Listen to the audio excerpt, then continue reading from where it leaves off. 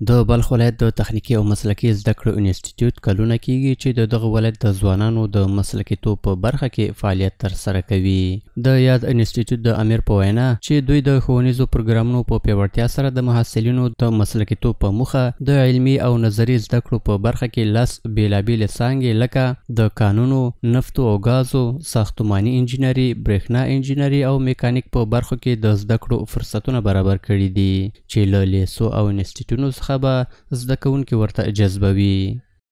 10 رشته داریم در دوره لیسه و دوره اینستیتوت. در دوره اینستیتوت ما که فارغین صنف 12 جذب میکنیم که از مکاتب تعلیمات عمومی، تعلیمات اسلامی و هر دوره دیگه که از صنف 12 فارغ میشن.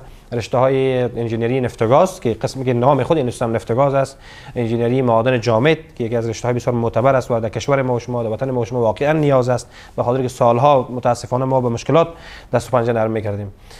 رشته انجینری تعمیرات یا ساختمان است، انجینری برق صنعتی است و انجینری ترمیم موتور است. نوموړي د زده کړو اهمیت او څرنګوالي ته په اشارې وویل چې دغه تعلیمي مرکز د عصري او پرمختللو وسایلو او تجهیزاتو په لرلو سره د زده کوونکو لپاره د زده کړو غوره زمینه برابر کړي.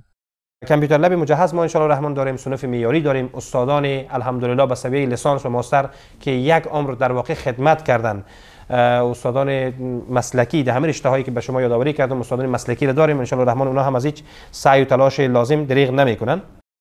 د یادونې وړ ده چې د بلخ ولایت د نفتو او غازو تخنیکي انسټیټیوټ له څه باندې 15 لسیزو راهیسې فعالیت کوي او تل یې د یوې باثباته ټولنې په وده او پرمختګ او د محصلینو د وړتیاو په لوړولو کې اغیزمن رول لوبولی دی.